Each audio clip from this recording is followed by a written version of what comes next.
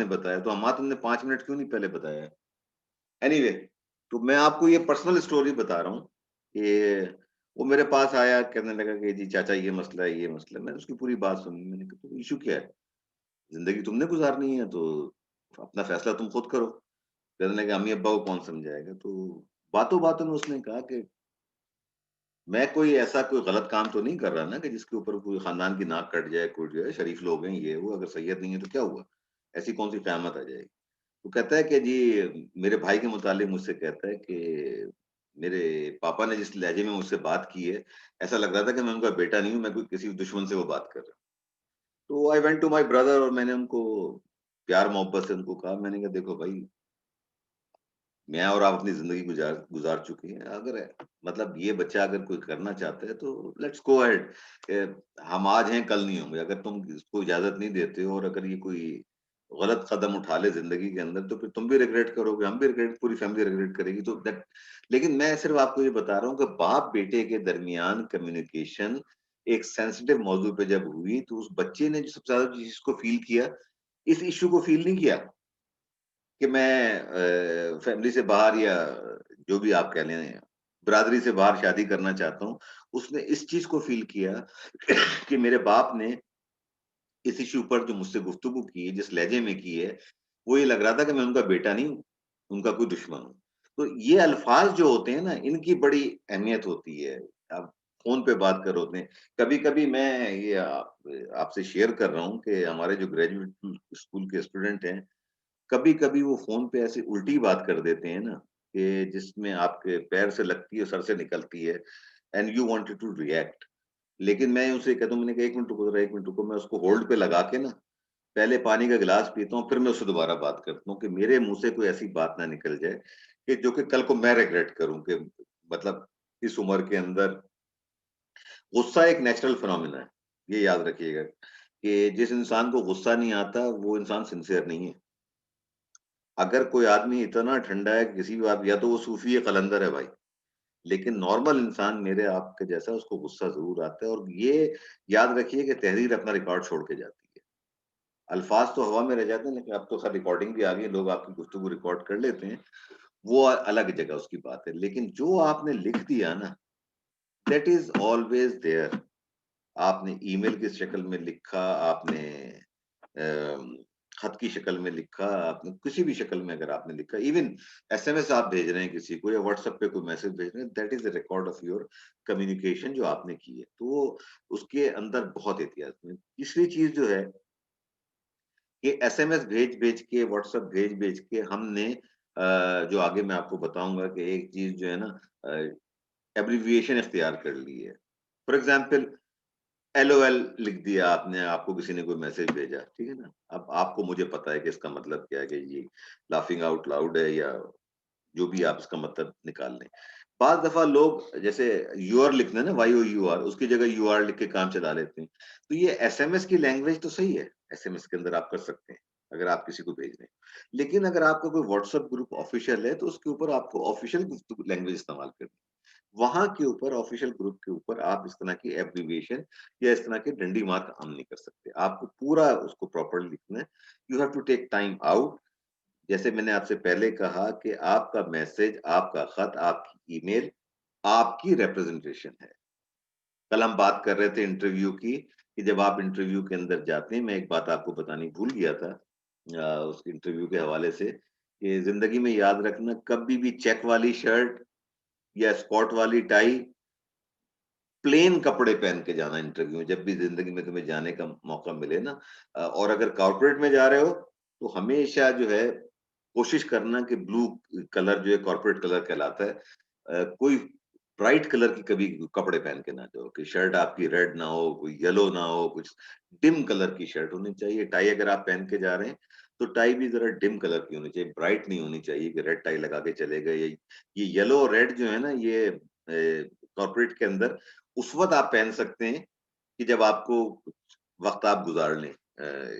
लेकिन रेड तो वैसे भी मना किया जाता है कि रेड कलर कभी आप कॉर्पोरेट में, तो इंटरव्यू के लिए जो मैंने आपसे कल बात कर रहा था ना, जूतों की बात की थी मैंने आपसे कि जूतों की क्या अहमियत होती है। बॉडी लैंग्वेज की बात की थी, कपड़ों की बात की थी। मैं ये नहीं कह रहा था, आप कल भी मैंने कहा था आपसे कि कपड़े ज़रूरी नहीं कि आपके ब्रांडेड हो। ये भी मुझे बात याद आ गई, कल कहना भूल गया था। कपड़े ज़रूरी नहीं ब्रांडेड हो। कपड़ों का साफ होना, इस्त्रीशुदा होना और आपका पोस्चर, सबसे ज़्यादा इम्पोर्टेंट चीज़ आपका पोस्चर होता है, कि आपका पोस्चर क्या है? आप किस तरीके से आप ये how you are carrying yourself.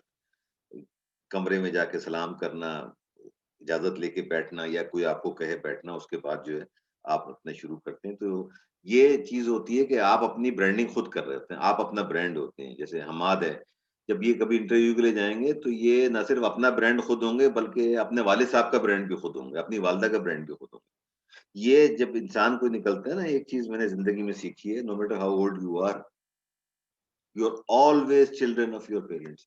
That is your identity. आप उस आइडेंटिटी से कभी निकल नहीं सकते।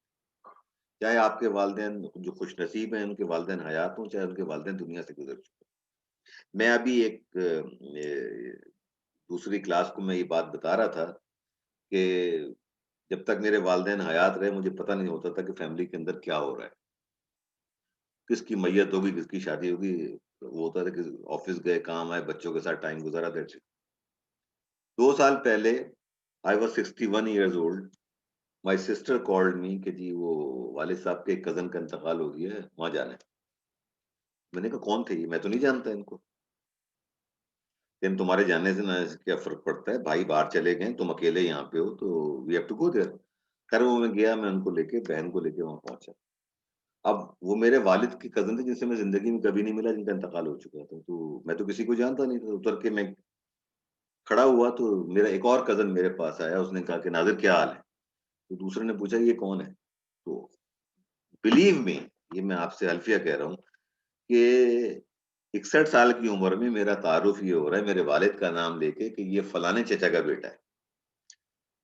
ये चीज़ आप ज़िंदगी में याद रखिएगा कि आप कुछ भी हो जाएँ, आप नौकरी पे जब जा रहे होते हैं ना या आप क्लास में जब आ रहे होते हैं, मैं बखुदा आपके पीछे आपके वालिदैन को देख रहा होता हूँ कि वो चीज़ रिफ्लेक्ट करती है, आपके अंदर रिफ्लेक्ट करती है। पता नहीं मैंने आपको ये मिसाल दी थी या नहीं दी थी कि आज से आप तो पता नहीं बहुत छोटे होंगे उस वक़्त 2008 में 12 साल पहले 12-13 साल पहले कराची की सड़कों पे कुछ नारे लिखे हुए थे, कि फलाना कुत्ता हाय है, ठीक है ना? तो वो जो नाम था ना फलाना कुत्ता, वो उसका नाम नहीं था, उसके बाप का नाम था।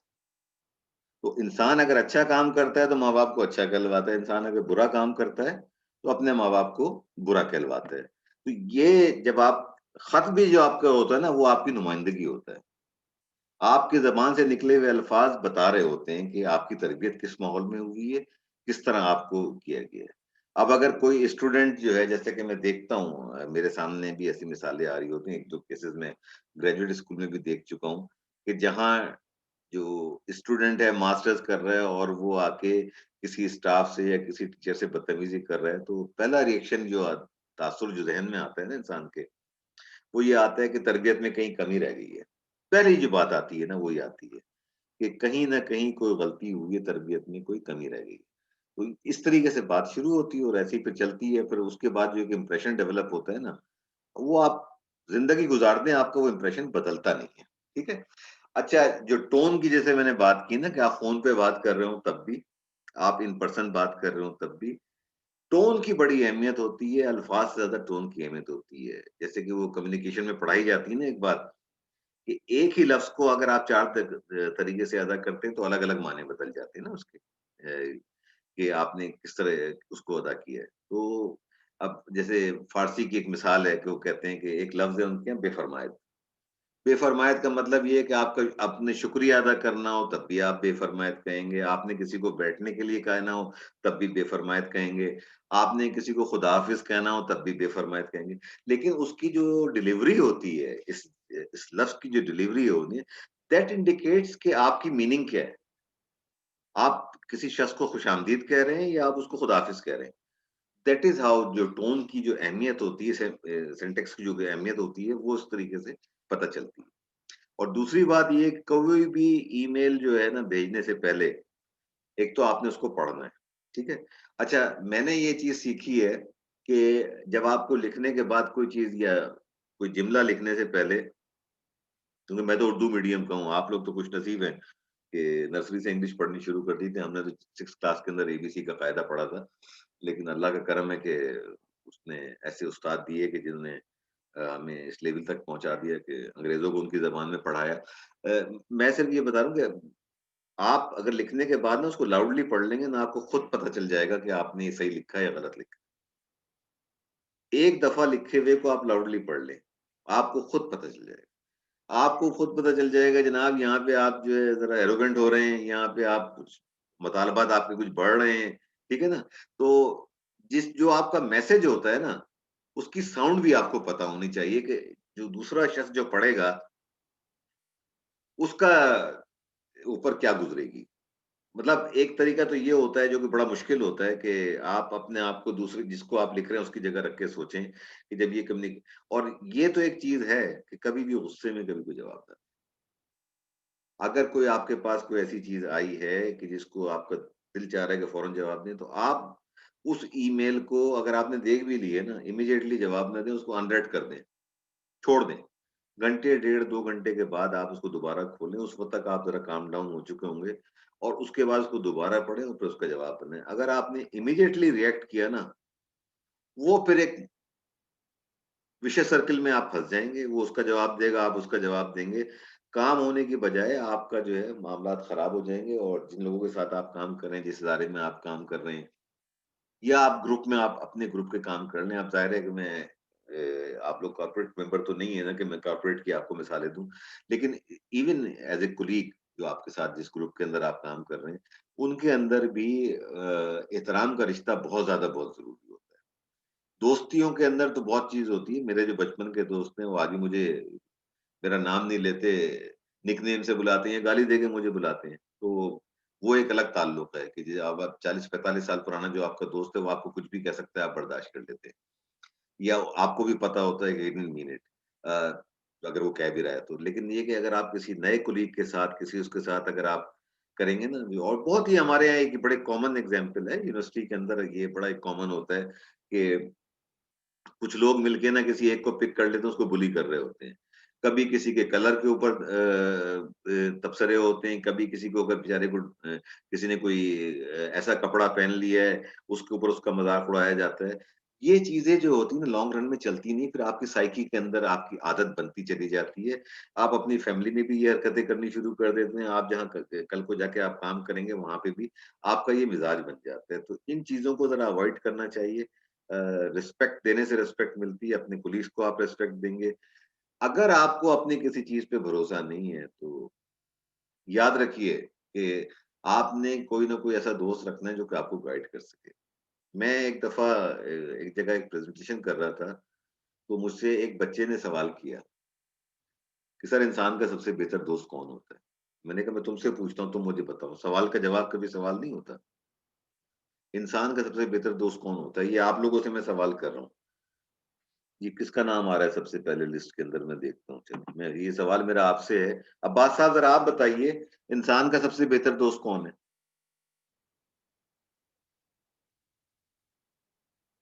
क्या बात है अब्बास साहब को मेरी आवाज़ नहीं आ रही है या? सर वो खुद है इंसान अच्छा, का। अच्छा। सज्जाद साहब आप बताइए इंसान का सबसे बेहतर दोस्त कौन है? सर वो खुद है। इंसान का सबसे बेहतर दोस्त वो खुद है। अच्छा, अमीन? सर लोग तो कहते हैं कि इंसान का सबसे बेहतर दोस्त किताब होती है। किताब होती है, आई डोंट नो अच्छा। If that's true. Okay, Arsalan? ये बड़ा इंटरेस्टिंग सवाल है, इसका जवाब अभी आपको मिलता है। अरसलान साहब? अच्छा, अज़ीम मून? अज़ीम? क्या बात है भाई, मेरी जी सर, आवाज़ आई तो गेस इंसान खुद होता है क्योंकि अगर हेलो, हाँ, बताइए, बताइए। नाम भी बता दीजिए मुझे मतलब कौन बोल रहा तो है ये? मेरा ख्याल है अजीम अजीम है सर। अच्छा जी, जी, हेलो जी कि सर, इंसान मेरा का सबसे ख्याल है बेहतर इंसान दोस्त वो खुद खुद होता है होता है। क्योंकि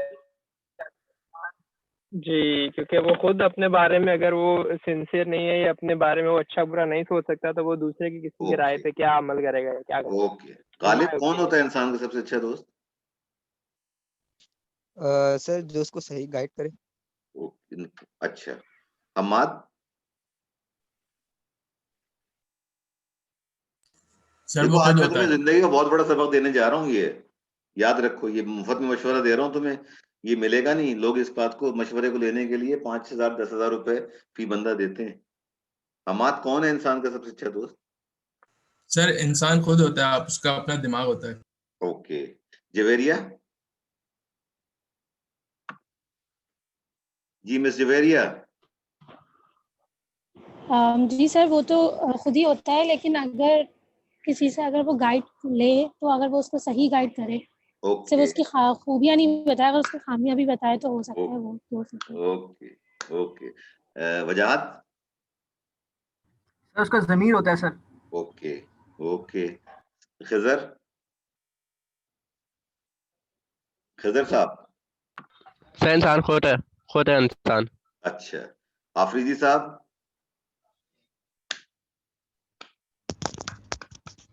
सर मैं अभी क्लास में इन हुआ हूँ, लाइट चली गई थी तो मुझे मैं कुछ आपसे पूछ पता रहा हूँ नहीं क्या इंसान का सबसे चीज अच्छा दोस्त पे कौन होता है, डिस्कशन। सवाल ये है। इंसान के सबसे जो इंसान के सबसे जो सर उसके पेरेंट्स होते हैं। अच्छा, अगर अपने पेरेंट्स को एक हाँ बोले बोले, सुन रहा हूँ मैं। दूसरे वाला रिश्ता रखे और अपना, तो सब चीज पे डिस्कस, सबसे अच्छा मशवरा और सबसे अच्छी ओके गाइडेंस फ्रेंड्स के अलावा कोई नहीं दे सकता। ओके। मंसूर? मंसूर? मंसूर साहब नहीं है। सुनील? एक मिनट सुनील? सर, मैं अभी एक मिनट हाँ, उसका ज़मीर होता है सर। अच्छा, इंसान का ज़मीर उसका अपना अच्छा ओके। दोस्त होता है। सुनील? सर इंसान खुद ही होता है, और दूसरी लैंग्वेज हम बोल सकते हैं अल्लाह भी उसका दोस्त होता है, क्योंकि वो हर बात इंसान की मान जाता है। ओके। अच्छा, सज्जाद साहब आखिरी रह गए मेरे ख्याल से, फिर मैं आपको उसका जवाब, नहीं जैनल जैन भी हैं अभी बाकी। सज्जाद साहब?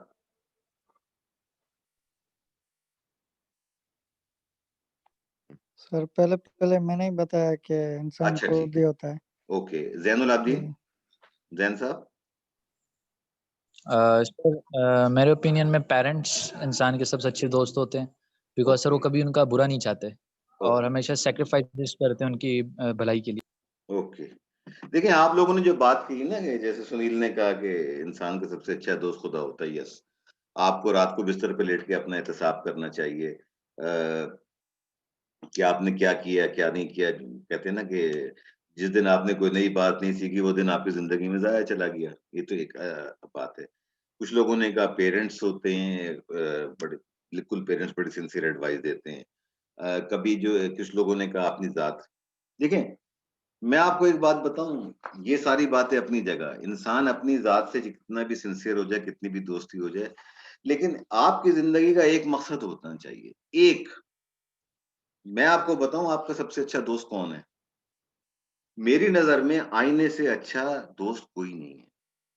अब इसकी लॉजिक मैं आपको देता हूं क्यों। वो एक इंडियन शायर का शेर है कि चाहे सोने के फ्रेम में जड़ दो, चाहे सोने के फ्रेम में जड़ दो, आईना झूठ बोलता ही नहीं। आईना कभी झूठ नहीं बोलता आपसे। अब मैं अपनी मिसाल दूं कि मैं सुबह अभी शावर लेके जब बाहर निकला, मैं आईने के सामने खड़ा हुआ, तो अगर मैं आईने से सवाल करूंगा ना कि मैं कैसा लग रहा हूँ, तो वो मुझे सच्चा जवाब देगा। जैदी साहब आपके बाल सफेद हो गए, जैदी साहब आपके बाल उड़ गए हैं, जैदी साहब आपके चेहरे पे झिर्रियां पड़ गई हैं। ठीक है ना? ये मुझे वो जवाब देगा, बिल्कुल सच्चा जवाब देगा। इसमें कोई झूठ नहीं होगा जो वो बोलेगा ना मुझसे, जो वो देख रहा है वो मुझे बता रहा होता है। अच्छा, उसकी खूबी क्या है आईने की, कि मैं अगर हट जाऊंगा वहां से और मेरा बेटा या आप में से कोई जो मेरे बच्चों की तरह है, आप आके खड़े होंगे आईने के सामने और आईने से आप कहेंगे कि जी अभी थोड़ी देर पहले तुम्हारे सामने डॉक्टर जैदी साहब खड़े हुए थे, बताओ वो कैसे लग रहे थे। आपको पता है आईना क्या जवाब देगा? कि जाओ भाई अपना काम करो, डॉक्टर जैदी जाने और मैं जानूं, आप मेरे सामने खड़े हो, मुझसे ये पूछो कि मैं आपको कैसा मतलब आप कैसे लग रहे हो, तो मैं आपको जवाब दूंगा। देखो, किसी भी इंसान की कामयाबी जिंदगी, जो जवेरिया ने बात कही ना, that was the very near to the point I am making, कि आपका दोस्त ऐसा होना चाहिए कि जिसके सामने आप आईने की तरह खड़े होके वो आपको रिफ्लेक्ट करके आपको बताए कि आप में क्या खूबी है, क्या खामी है। हज़रत अली का एक कौल है कि जो तुम्हारे मुँह पे तुम्हारी तारीफ़ करे उसके मुँह में खाक डाल दो। वो तुम्हारा दोस्त कभी हो ही नहीं सकता। जो शख्स तुम्हारे मुँह पे ये कहे कि सर आप सूरज आपकी वजह से निकलता है, चाँद आपकी वजह से गुरूब होता है, तो आपके कहने पे तुलू होता है, तो वो आपका दोस्त नहीं है। ऐसे लोग आपको साइकोफेंट बना देते हैं कि लोगों को तारीफ़ें सुनने की आदत पड़ जाती है, जब वो तारीफ़ें नहीं सुनते तो उनके अंदर एक बेचैनी पैदा होने लगती है एंड दे रिएक्ट डिफरेंटली। तो ये याद रखो कि ज़िंदगी में एक दोस्त ऐसा ज़रूर होना चाहिए आपका, अगर आपने बना लिया ना, कि जो आपका ज़मीर होना चाहिए। जिस तरह इंसान का ज़मीर होता है, इस तरह वो दोस्त आपका ज़मीर बन के आपको बताए कि क्या आप अच्छा कर रहे हैं, क्या आप बुरा कर रहे हैं। अगर आप कोई चीज़ पहन के बहुत खुश हो रहे हैं और अगर वो माशरे के मयार से नहीं मिलती है वो चीज़, और अगर आप कोई दोस्त आपके कुछ लोग आपकी तारीफ़ कर रहे हैं, लेकिन अगर एक दोस्त कह रहा है कि ये चीज़ कोई मुनासिब नहीं है, या आपने कोई ऐसा काम किया जो बाकी सब लोगों ने इग्नोर कर दिया, बाद लोगों ने तारीफ़ें की, लेकिन कोई ये कहे कि जो आपने ये किया, ये अच्छा नहीं किया, वो आपका सच्चा दोस्त है। ज़िंदगी की कामयाबी ये है कि एक दोस्त ऐसा होना चाहिए जो कि आईने की तरह आपको, वो कहते हैं ना कि मैंने फलाने शख्स को आईना दिखाया है, ये मुहावरा होता है ना, इडियम हम यूज़ करते हैं। कि जी मैंने उसको दिखाया कि तुम क्या चीज़ हो। ये वो एक नेगेटिव वो है। लेकिन आपको जब कोई बताता है ना कि आपके अंदर क्या खूबी है, क्या ख़ामी है, और बिल्कुल यानी इसके अंदर कोई लगी-लिपटी ना हो, उसको भी ये एहतियात करनी चाहिए कि इस तरह आपको ना बताए कि आप हर्ट हो जाएँ। तरीके से आपको अगर बताए, तो ये चीज़ है कि एक दोस्त कम से कम, और अगर आपने बना लिया तो आप कामयाब हैं, और ज़िंदगी में ऐसा कोई दोस्त नहीं बना सके, तो आप नाकाम हो जाएँगे। एक चीज़ मैं आपको बता रहा हूँ, मैंने कल भी कही थी, आज रिपीट कर रहा हूँ। You may be the best friend in life, लेकिन आप में से 3-4 आदमी, मैं नाम इसलिए नहीं लेता कि पर्सनल चीज़ हो जाएगी, आप में से एक ग्रुप है, 4 दोस्तों का एक ग्रुप है जो कि साथ कंबाइंड स्टडी भी कर रहे हैं, खा-पी भी साथ रहे हैं, फ़िल्में भी साथ देख रहे हैं, तफ़रीह भी साथ कर रहे हैं। और फॉर्च्यूनेटली और अनफॉर्च्यूनेटली अगर आप एक इदारा जॉइन कर लेते हैं ना, कोई भी एक इदारा आप जॉइन कर लेते हैं, आप यकीन करें, आप लोग जो हैं एक-दूसरे के राइवल बन जाएँगे। मैं आज भी याद कहता हूँ, मैं कभी फ़िल्मों की मिसाल नहीं देता, लेकिन बाज़ फ़िल्में ऐसी होती हैं जो कि आपके ऊपर असर छोड़ के जाती हैं। शायद मैंने आपसे कहा हो कभी कि गॉडफ़ादर ज़रूर देखिएगा, कहा होगा मैंने ये बात। मैं हर अपने स्टूडेंट को ये बात कहता हूँ, अपने साथी को ये बात कहता हूँ कि जिसने गॉडफ़ादर फ़िल्म नहीं देखी, जिसने गॉडफ़ादर किताब नहीं देखी, वो अच्छा मैनेजर कभी नहीं बन सकता। ये है। मैंने अभी एक फ़िल्म देखी थी अपने बेटे के कहने पे, उसके साथ बैठ के देखी थी, थ्री इडियट। पुरानी बात बता रहा हूँ, जब वो यहाँ पढ़ता था एनईटी में। उसका एक डायलॉग है, और वो मैं ज़िंदगी में कोट करता हूँ, हर एक को बताता हूँ कि भई उसका एक डायलॉग है, जब वो रिज़ल्ट आता है उनका, वो 2 आदमी बैठे हुए रो रहे होते हैं, 2 दोस्त, एक लास्ट होता है और एक सेकंड लास्ट होता है, ऊपर उनके तीसरा दोस्त होता है, उसका नाम ही नहीं होता। तो वो समझते हैं कि फेल हो गया, बाद में पता चलता है कि दोस्त उनका टॉप आया है, तो वो एक जुमला कहता है कि दोस्त फेल हो जाए तो दुःख होता है, दोस्त अगर फर्स्ट आ जाए तो ज़्यादा दुःख होता है। This is the reality of life. This is the reality of life. आप कितने अच्छे दोस्त क्यों ना हो आपस में, आप में से ज़ाहिर है कि कोई एक जब ग्रेजुएशन करके निकलेंगे तो कोई एक एक ही सबसे ऊपर होगा ना। आपका बेस्ट फ्रेंड भी अगर आपसे आगे निकल जाता है ना, ज़िंदगी के अंदर ये चीज़ होती है कि आप चाहे ज़बान से इज़हार करें ना करें, लेकिन दिल में एक दुःख होता है। ये एक रियलिटी है जिसको कि हमें फेस करना पड़ता है। लेकिन इसका मतलब ये नहीं कि आप लोगों पे भरोसा करना छोड़ दें, ये करना छोड़ दें। ये सारी बातें मैं आपको इसलिए बता रहा हूँ कि मैं बार-बार ये बात कह रहा हूँ, आप शायद इस बात से बेज़ार भी आ जाएँगे कि 7 महीने बाद ना आप जॉब मार्केट के अंदर खड़े होंगे। इतने ही टाइम रह गया है ना आप लोगों का, या बल्कि इससे भी कम होगा शायद। क्यों भई? टीआर साहब कितना टाइम रह गया है? तकरीबन इतना ही है। इतना ही 6-7 महीने ना। ये 6-7 महीने यस कैसे सर। गुज़रेंगे आपको पता भी नहीं यस चलेगा। सर।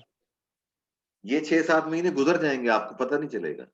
लेकिन जब आप 7 महीने के बाद आप जॉब इंटरव्यूज़ के लिए जा रहे होगे, जिनको अल्लाह मेहरबान होगा, जिनको नौकरियाँ मिल जाएँगी, वो अपना काम कर रहे होंगे। आप में से शायद ही कोई एक आध हो, जिसके अब्बा का अपना कारोबार हो, वो उनको जाके अब्बा की फैक्ट्री में बैठ जाए, जॉइन कर ले, वो शायद ही कोई एक आध हो। नॉर्मली तो लोग नौकरियों पे जाएँगे ना। गवर्नमेंट नौकरी शायद किसी एक आध को मिल जाए, लेकिन मेजॉरिटी जो है ना, 80% आपके जो साथी हैं, 90% जो हैं, वो जॉब्स के अंदर जाएँगे। वहाँ जो कुछ होगा ना आपके साथ, ये वो चीजें मैं आपको बता रहा हूँ कि जो मैंने अपनी आंखों से होती हुई देखी, लोगों की बर्बादी होती हुई देखी है।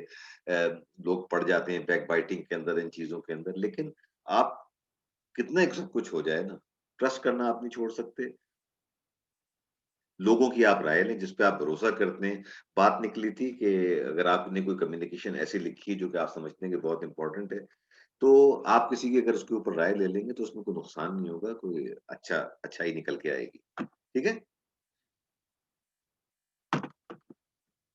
अच्छा, यही बात जो मैं अभी आपसे कह रहा था कि गुस्से में कभी मत लिखो, ठीक है ना? एक दफा आपने सेंड का बटन दबा दिया या लेटर मेल कर दिया तो you can not take it back. मतलब तीर जो है ना कमान से निकल जाए तो वापस नहीं आता। सुना होगा आपने, ये बहुत पुराना मुहावरा है कि एक दफा जो चीज गई तो वो गई। तो उससे बेहतर ये है कि पहले सोच लो, देख लो, कर लो। उसको करने के बाद ही आप इस चीज को कर सकते हैं। वरना एक दफा आपने भेज दिया तो मामला आपके हाथ से। अच्छा, मेरे पास यहाँ पे टाइम खत्म हो रहा है मीटिंग का, मैं लॉग आउट कर रहा हूँ और रिकॉर्डिंग सेव करके मैं वापस आता हूँ। वो साहब जिन्होंने प्रेजेंटेशन करनी है उनमें से कोई आया है आज वापस?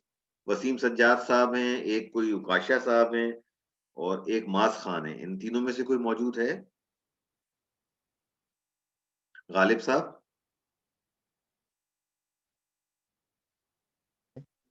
मिस्टर गालिब साहब, रिजवान गालिब यस सर। साहब जी, ये इन तीन हजरात में यस से सर। कोई मौजूद है क्लास में? सर दिख तो नहीं रहे सर। अच्छा, आप तो बड़ी सिफारिश कर रहे थे किसी की अभी थोड़ी देर पहले मुझसे। मेरे ख्याल से घंटा भी नहीं हुआ इस बात को। यस आप सर, तो उन्होंने मुझे खुद यस सर, उन्होंने मुझे खुद कहा था कि आप सर से बात कर लें, तो मैंने जब भी आपसे बात की। देख लीजिए आप, क्या है दुनिया, क्या है भाई मेरे। ठीक है, मैं इसको रिकॉर्डिंग को रोक रहा हूँ।